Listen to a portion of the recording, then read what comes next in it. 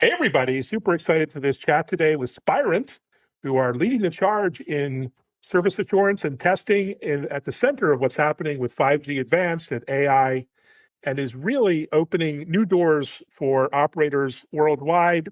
Stephen, how are you? Yeah, good. Really good to be here, Evan.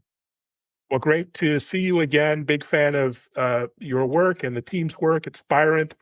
Before we dive in, maybe introduce yourself. And you're doing so much at Spirent. How do you describe yourselves and the mission these days?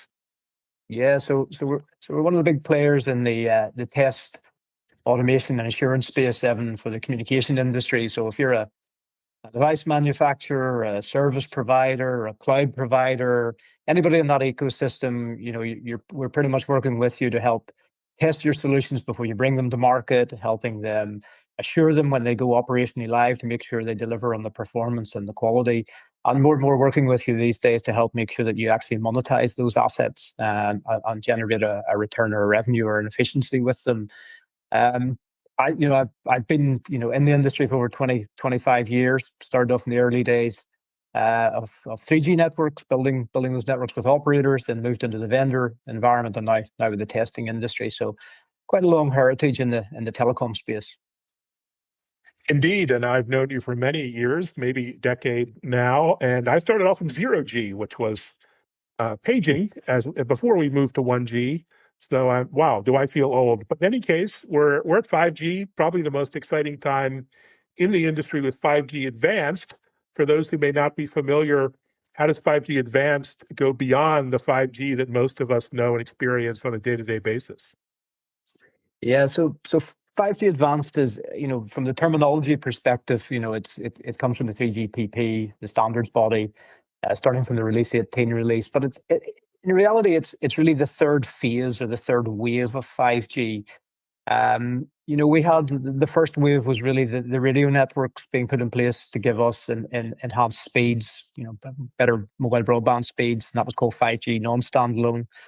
And that's what most of us have today globally. And then the second phase was something called standalone 5G, which really brought the core network part of it in addition to the radio. And that really was establishing the complete 5G architecture in place. And there's still a long process in place for many operators to get that rolled out today. I think there's only about 78 operators globally out of over 500 who've got the standalone today. But the leading set of operators are now moving to this third phase, which is 5G Advanced. And really, 5G Advanced is really about taking that architecture, which is now in place, that radio core architecture, and layering on the monetization capabilities, the application enablement. It's bringing capabilities like ultra-reliable, low-latency communication, really critical for a large number of manufacturers and industries. On-demand and adaptive network slicing, really relevant for lots of consumer markets, but also for specific industries. Built-in AI is part of it as well. You're seeing edge federation, where you can actually host and bring capabilities down into public or private edge locations. Satellite connectivity, interactive extended reality, mission-critical communications, you name it. There's a range of capabilities that are being put in place here for both enterprise and consumer markets, and it's really elevating 5G from that sort of faster mobile broadband that we all sort of see today to become more like a highly adaptive applications and services platform. And I think another key critical or a takeaway from it, Evan, is it's also turning that 5G core network, so not just the radio, the core network, into the real revenue engine. It's becoming a programmable control element to enable sort of premium services, allowing things like operators to monetize quality of service, allowing them to implement dynamic slices, edge implementations, data APIs. Basically, it's embedding the monetization capability inside the network itself. And I think that's the big change with 5G Advanced, moving now to that application and monetization phase. Amazing. And yet some operators are charging ahead with 5G Advanced, others still kind of sitting on the fence. So maybe why the wait and see approach maybe not the best strategy, and why are some rushing ahead? There seems to be a big gulf between the two camps. Yeah, I mean, there's a little bit to do with, where you are in your current sort of phase deployment. Have you got the standalone, which is a prerequisite for it, having the 5G core capabilities there?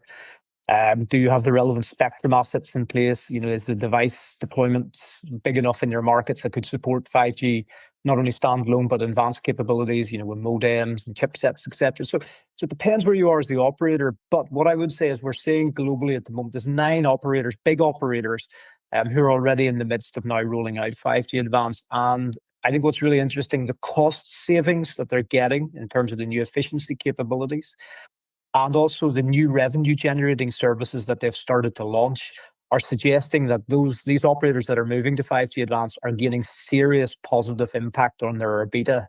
So I think that sort of new revenue capability, that new efficiency capability is real. And I would say it's highly likely that operators that are accelerating to 5G advanced rollouts, they're going to take first mover advantage, Evan. They're going to be able to bring desirable solutions for large industries, for railways, for immersive consumer and media types of applications, mission critical types of applications.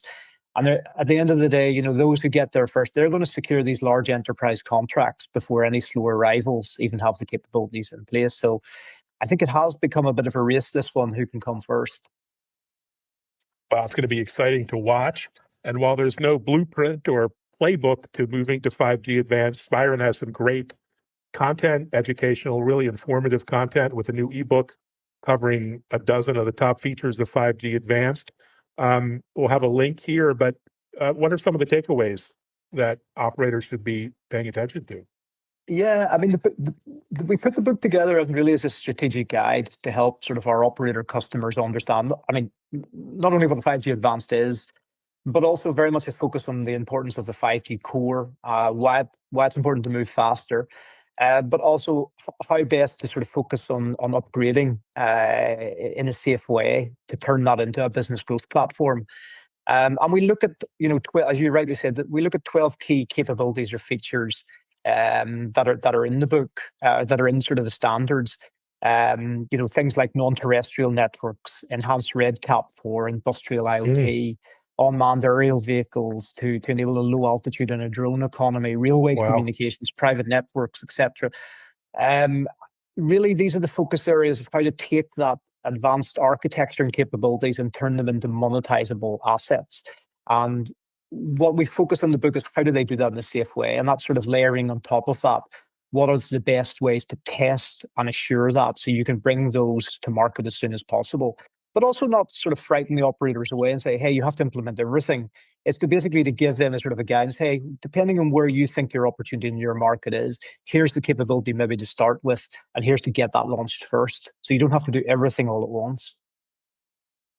Makes sense. And I consider you guys the authority on service assurance and testing. So when it comes to 5G advanced, why is it so much more complicated than previous generations?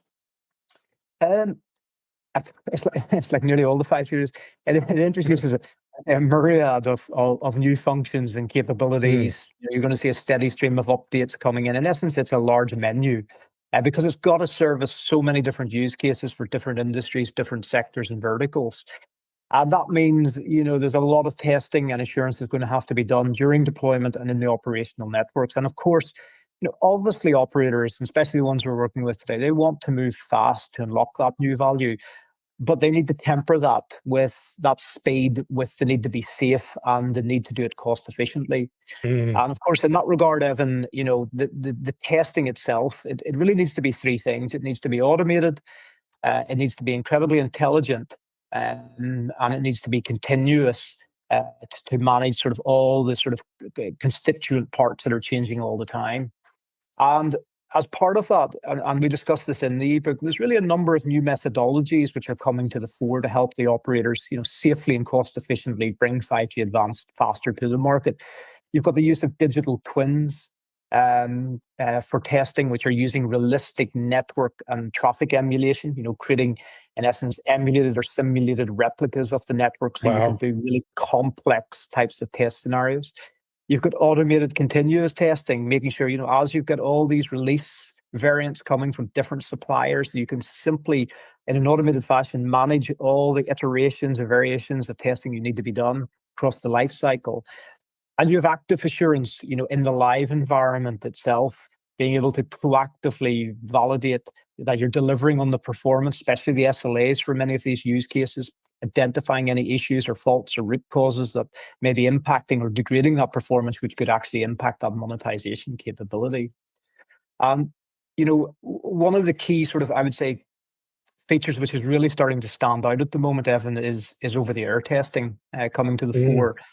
And this is becoming really important because many of the 5G advanced use cases, such as like testing a device connecting to a satellite, connecting devices on very fast-moving rail transport, connecting in complex private network environments or mission-critical environments. That end device itself, the handset, how it connects and communicates is a critical part of the puzzle. And this is where you're combining these digital twins, these emulated environments of the network with over-the-air testing using real handsets. And this provides a best of both worlds.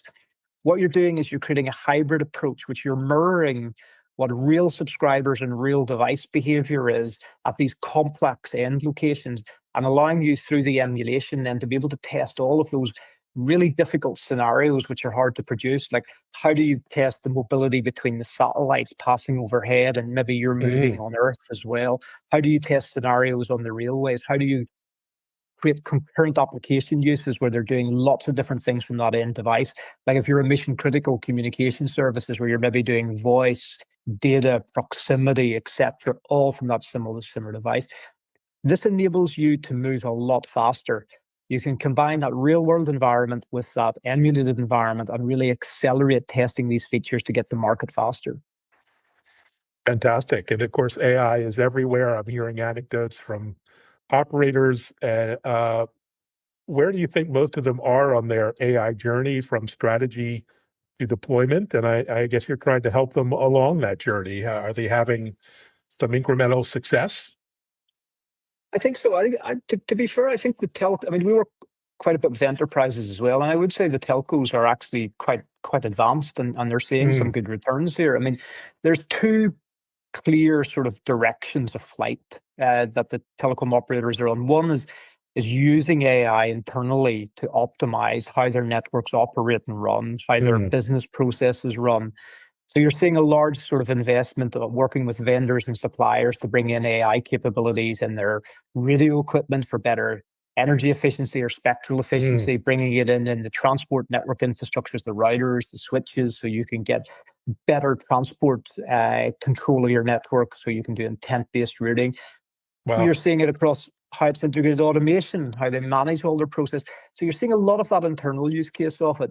The secondary side of it, Evan, though, which is really starting to grow, which I find really exciting, is that they're also looking at how they can monetize AI through offering their network as a service for AI. So, for example, we're seeing a number of key areas where telcos are focusing. One is around offering GPU as a service, simply realizing that their real estate, that distributed real estate across many geographies and countries, is highly valuable to potentially host GPUs and mini data centers in their central offices where they can be accessible to enterprises or government bodies to simply rent GPU as a service and get secure, high-performance connectivity to it. You're also seeing them starting to focus a layer above that, inferencing as a service. So not only do you get the GPU, the hardware, they'll also host bespoke models on top of that for you. Now, some of those are open source. Some of them are designed specifically for the enterprise environment. On top of that, you're now also starting to see them create ecosystems or app stores where they're partnering with a number of AI application developers so that they can bring that capability as well. So when not only are you accessing the model, but you can have a suite of initial AI applications like AI vision, is one, translation services for businesses that you can just buy as an end-to-end package. And I think this could be a highly lucrative opportunity for the telcos, being able to offer that combination of, hey, you can come to me to not only get access to the AI resource in terms of the processing, but I can give you access in a safe way to the models, to the applications, to enhanced connectivity, to specialized security for your needs. And I can also host it right out at the edges of our networks so they can meet your privacy, your low latency requirements, your security requirements. So I think telcos could be in a unique position here to sort of to potentially, have a major stake in the growing AI ecosystem. That's amazing. Yes, finally seeing telcos leverage new capabilities, including generative AI, not just in the network, but outside the network. We're seeing it in customer service, customer support, intelligent agents to help their customers. So I think end to end, it's going to have a huge impact. One of the dangers is that as networks become more AI driven, the engineers don't fully understand what's going on inside their network. We don't want to go back to the black box days of telecom, where it was not really well understood how networks were operating. How do you manage all that innovation while keeping visibility and insight and control? Yeah, no, it's a really good question, and I think this is where the test industry sort of is sort of leading the charge, and in essence we're being brought in to become sort of the governance or the trust mechanism, Mm, that independent resource for it, because in many cases that first wave is as they bring AI in, whether it's embedded in vendor solutions or whether they're building their own AI infrastructure. It's about being able to test in a realistic way the efficacy, the security, the performance of that AI, and being able to mm, identify whether or not it's performing or behaving as they anticipate, and providing mechanisms that you can provide feedback loops that either reinforce the learning to say it's doing the right thing, or that identify any issues that are then being fed back into allow it to retrain and re-optimize itself.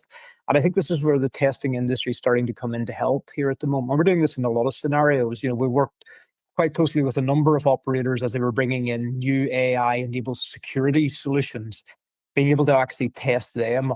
Is that AI capability, which is in the security, is it doing the right thing? Is it, mm, correctly identifying the traffic which may be an attack coming onto their networks, or is it letting it through? Is it performing better than what they used to do before to make it, is there a good, from a business case, cost efficiency case? I think the other thing, Evan, which is coming to the fore as well, is the use of synthetic data. Um, Again, this is one of the big challenges, that many industries have at the moment, is getting access. First of all, is getting access to data which is clean, and getting access to data which is publicly allowed to be used. You've got your customer opt-in on it. And in many cases, that can be quite difficult. And of course, the less data you have, good data you have, the higher the risk that the AI output is going to be poor or potentially impactful on the decisions it's making. Synthetic test data is a way that we're actually being used to help it. So the test industry, we generate huge volumes of mm, synthetic data. We either have real world data we've captured, and we anonymize it and use it for running tests, or we create variants of that to run huge volumes of performance capacity testing. That's highly important to fill the gaps that that a lot of the industry can't solve, and we're using that today. In essence, it's the golden copy data that meets and protects the personally identifiable information that allows them actually to help create better trained systems. And that's sort of something we're seeing more and more of today. wow, who would have thought networks as a source of really powerful insights and data? It's exciting times. You're very busy at Spirent. What are you excited about as we head into the fall season with industry events and get-togethers and standards bodies meetings? What's on your radar? Yeah, I mean, there's the end of year. There's always a lot of good big events coming up. Obviously, the Mobile World Congress, most famous for its Barcelona event. It's going to be in the US again. This year's Las Vegas. We'll be there at the show. Very much focusing on how the US carriers are Mm, starting to move towards 5G advanced, but also around AI. But also engaging at another Mobile World Congress event down in Doha, in Qatar, which is a huge regional event at the moment, because mm. interestingly, the Middle East is becoming sort of one of the hotbeds for moving faster to 5G advanced and sovereign AI initiatives, with a big focus there. So we'll be there as well, sort of working with a number of our customers and regional partners, supporting them at those events. Brilliant. Well, I can't wait to see you again in person, as always. And thanks so much for sharing just a bit of the journey. And check out the ebook, everyone. Really great content. Thanks, Stephen. Thanks, everyone. Thanks, Ben. All right. Take care. Bye bye.